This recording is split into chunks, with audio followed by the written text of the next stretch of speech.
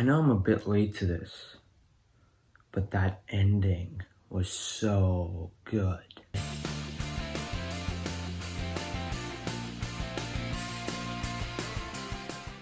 Hello guys, welcome back to my channel. My name is Arjun.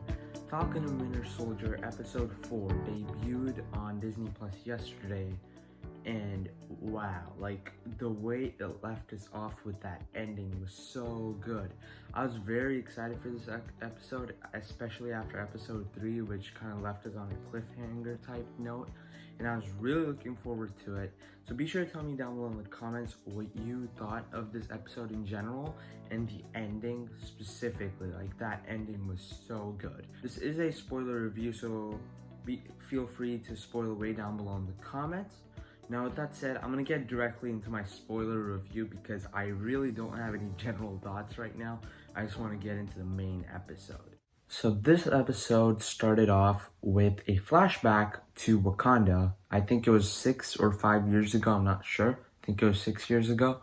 And I was hoping we'd see Wakanda in this episode because we saw Io, the Dora Milaje, in the last episode. And we did, but in a flashback, but that's okay.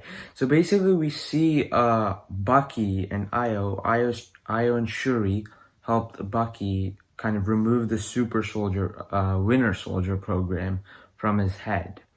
So we see Bucky kind of struggling with getting over it, and we see him cry, we see him tear up. We've never seen Bucky tear up before. He's always been this strong guy, but here, when he tears up and he has a smile on his face, we kind of see that he's a guy that's been controlled for like 80 years. He's been the Winter Soldier for 80 years, so obviously he's going to be happy after the Winter Soldier program is removed from him because he is not the Winter Soldier. And I really appreciated that sequence because it kind of strengthens what we know about Bucky and kind of sets up their Io and Bucky's relationship because she helped him. And that kind of leads to stuff that happens later on this episode, which I thought was pretty cool. And then we come right back to where we ended last episode with Io and Bucky in the middle of the street. So obviously she's here for Zemo, and she asks him, why did you break Zemo out of prison? He says, because they need his help. So she says, I'll give you guys 8 hours, and in 8 hours we're gonna come back and take Zemo. So they have 8 hours to do whatever they want with Zemo. And basically Bucky goes to the place they're at. They're basically at like this hotel type place that Zemo apparently owns. He's rich, so he probably owns a lot of stuff. So basically Bucky tells Zemo and Sam that the Wakandans are here for Zemo. And this kind of leads to a whole conversation about why Bucky stood up to Zemo and stuff. But he really didn't. He just needed his help. So that's why he did that stuff. So then they start talking about like how the super soldier serum, everything related to that, how it corrupts people. And then Bucky responds, it never corrupted Steve. And then Zemo responds, but there was never another Steve Rogers, was there?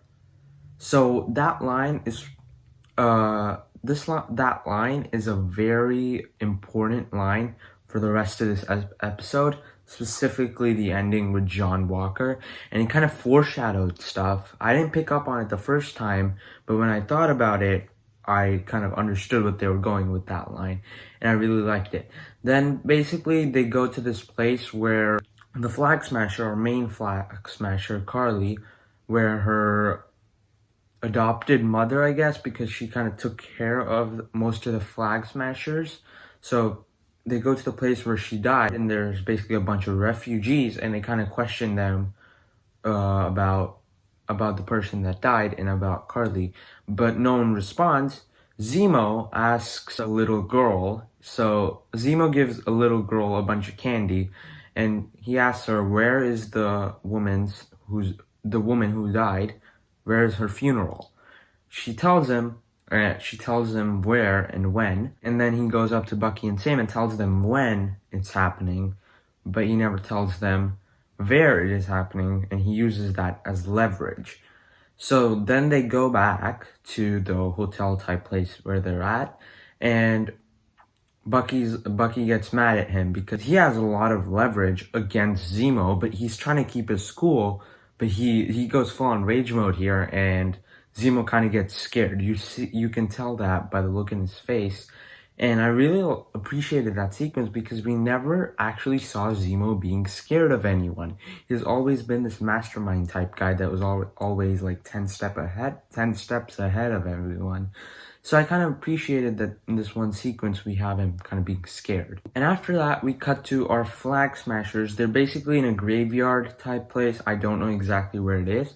So basically, they're in this place and they're talking about like the super soldier serum, the power broker, the new Captain America. So basically one of the Flag Smashers tells the main Flag Smasher, Karli Morgenthau, that he used to look up to Steve Rogers, Captain America. And he said that no one ever reminded him of Captain America other than Karli Morgenthau. Maybe she is. We don't know much about her as a character. We don't know too much, so maybe she is, but I don't know. So they have Super Soldier Serum. They have it in this box type thing, and now I think there's like 7 wilds in it, but there's supposed to be 12 because there's already 8 super soldiers. So where are the other 5? I don't know. Maybe it was there or I just didn't see it, but it looked like in the thing they're holding the super soldier serum, it looked like there was only 7. So I'm not 100% sure. I didn't pick up on it the first time. I picked up on it the second time though. So yeah, I'm not 100% sure where that's going. And then we cut back to our trio, Sam, Bucky, and Zemo. So basically they're going to the funeral. John Walker and his sidekick, Battlestar, show up. And they're like, and basically they start working together. So they go to the funeral together, and this leads to an argument between them. John Walker obviously is a soldier, so he wants to get things done with the fight, but Sam, he wants to talk to Karli and kind of like try to convince Karli to become a good person. So Sam goes inside, talks to her for a while, and basically after the funeral he talks to her for a while, and they have a nice conversation. And I really appreciated that, you know, we have our hero and our villain, kind of villain because she does have some redeeming qualities. We have them talking to each other, finding similarities, and I appreciated that how the show kind of has a gray area. Not everything is bad and not everything is good. I appreciated that. So then John Walker, he runs out of patience. He shows up and he starts fight, and then there's a huge fight in this place. Karli escapes and our heroes, they start fighting. Zemo goes up to Karli and he shoots her, and then obviously she has the super soldier serum and everything's like on the floor. The super soldier serum is on the floor because she got shot, and Zemo just starts breaking all the wilds. Then John Walker hits Zemo with the shield when we see that there's 1 super soldier serum left in that place. John Walker takes it, puts it in his pocket, and he kind of saves it for later. And then the whole fight ends, Karli escapes, they leave. After this, they go to the hotel place that they're at, and Sam and John are arguing. And then the Dora Milaje shows up, 3 of them, I think, this time. And there's this huge fight between John Walker and the Dora Milaje. And then Zemo, Bucky, and Sam are just watching him get beat up. And I thought it was kind of funny just to see him get beat up and them making fun of him. And then after that, they try to stop the fight, but it goes on. John Walker clearly loses. He loses the shield in the fight, and Bucky, the Dora Milaje, they do something with the vibranium arm that he has, and the arm falls off. So, see the look on Bucky's face, he kind of looks betrayed because the Wakandans are who gave him that arm, but they didn't trust him enough to kind of like not put a failsafe. They did put a failsafe, so they didn't trust him as much. And you kind of see the look on his face where he's like, you didn't trust me. So that was a cool little scene, and I really liked that scene. And then John Walker, they give him the shield back, but he kind of looks disappointed, and he's like, they weren't even super soldiers. He was disappointed that he couldn't even beat the Dora Milaje, who aren't super soldiers. Now, they are the most elite warriors in the whole world, so that's a pretty hard fight. And I feel like he was going too hard on himself, but whatever. And this kind of leads to the conversation Lamar and John have in the later scene. So they're basically in this public place and they're talking, and they start talking about, would you take the super soldier serum if you had a chance to? There's another conversation like this between Zemo and Sam, where Sam says no, and here it's between Battlestar and John Walker, and here Battlestar says yes. He says he would take the super soldier serum if he had the chance to. So we kind of see the differences, but we realize that super soldier the serum just amplifies what you already are. He kind of just repeats Erskine's words from Captain America the First Avenger in a different way. And then they start talking about this tour thing that they had in Afghanistan. And I want to see what actually happened between whatever the tour was with them, because I want to know more about their character, what happened in their past, and how they kind of bonded together. So hopefully we get like a flashback or something in the next episode like we did in this one with Bucky. But whatever, we still know the information, so I think it's fine. So apparently the whole thing that happened there was the worst day in John Walker's life. So whatever happened clearly wasn't great. I'm interested to see if that plotline kind of leads somewhere in the later episodes. And we cut to Carly Morgenthau. She calls Sam's sister and threatens her. She tells her that she wants to meet Sam. So she kind of says, if you don't tell Sam to meet me, threatens her that she's going to hurt her and her children. So then we cut to Sam, who's talking to his sister and tells them to kind of leave the place. So Sam's clearly angry that Carly kind of threatened his sister. So he and Bucky go to Carly, and Sharon Carter talks to Sam, and she says that John Walker is coming into the place, in the warehouse type place that they're at, and Sam and Bucky go there, and so Battlestar and John Walker, they're coming inside the warehouse type place where they're at. There's this great fight here. It has amazing choreography. Like, it's shot in a way where you feel like you're kind of inside of the fight.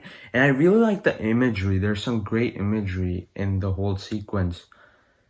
And then we cut to this one scene where all our heroes and all the Flag Smashers are in the same room type thing. And they're fighting, and we see Bucky do his knife thing. We see Cap use his shield. Fake Cap, because he's John Walker, and we see Sam use his wings. I really liked the fight here. It was so good. In the middle of the fight, we realized that John, he took the super soldier serum that he stole, because he's able to bend pipes and kick people across the room. He's able to do some weird stuff, and clearly he did take the super soldier serum. This leads to one scene where the Flag Smasher almost killed John Walker, but then his friend, Lamar, Battlestar, saves him, but then he dies. So Lamar dies, and this sets off John. The only person that ever really cared about John Walker was his best friend. No, we never see anyone else actually care about him like he did, because they shared a really strong bond. And because this dude died here, he's set off. He's enraged, and then there's this eerie music playing in background that it's so dark. It's a dark moment. Basically, the Flag Smashers escape, and then John Walker jumps off like 4 or 5 floors. I don't remember how many it was, and he does a superhero landing, and then he's just chasing one of the Flag Smashers, and he just hits him, and just uses his shield. And this part was just so good. I really loved this sequence. You have John, he's just chasing him, he's punching him, he's using his shield, he's just throwing his shield at him so hard. He could have possibly died already. And then we're in this public place where this guy, this flag smasher guy, he's just laying on the ground. He's surrendering. He's not doing anything. And then John, clearly he's angry. His friend just died. He uses his shield and just completely destroys this flag smasher. And this is kind of reminiscent of what happened in Captain America Civil War, where Captain America does kind of the same thing to Iron Man, but he doesn't kill him. And here, John Walker just kills this dude. And this is the same guy that looked up to Captain America, Steve Rogers. So when you take that into account, it's just so ironic and so sad that it happened. But you also understand why John Walker did it. This guy is a terrorist, and he's part of the reason his best friend died. So it's a scene with very mixed emotions. You clearly don't know who to root for, because the Flag Smasher guy is a bad guy, and he was part of the reason Lamar died.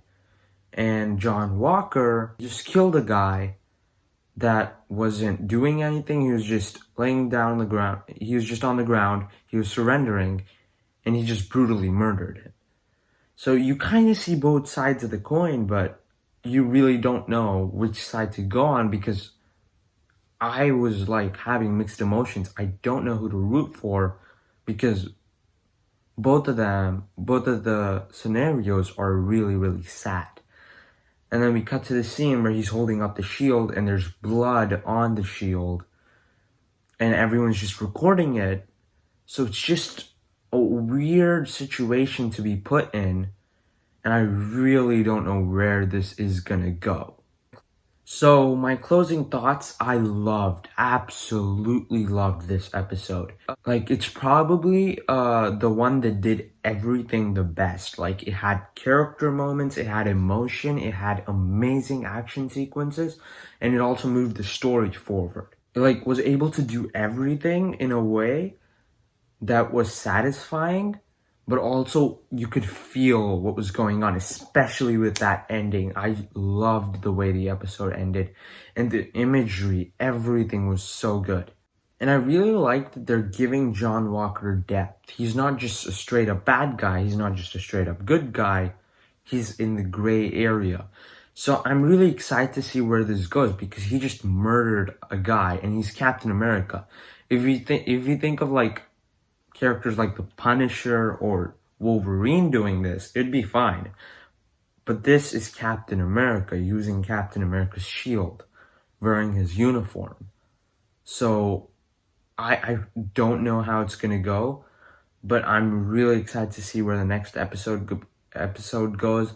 This one was really good. If I had to nitpick one thing, I still don't feel any tension. I don't feel any sense of urgency. We don't have a feeling that we have to do this by this amount of time, or this is going to happen. So that's my one issue with it, but it's not specifically this episode, it's the whole show in general. We don't have any place we're clearly leading up to. We don't have any challenge that we're trying to overcome by the end of the season. So that's my issue with it. But other than that, this is one of the best Disney Plus episodes ever. Like, when it comes to WandaVision, Mandalorian, it was amazing. I absolutely loved it. Again, be sure to tell me down below in the comments what you thought of it. Be sure to give this video a thumbs up if you enjoy it. Subscribe to my channel for more content, and I'll see you next time. Bye.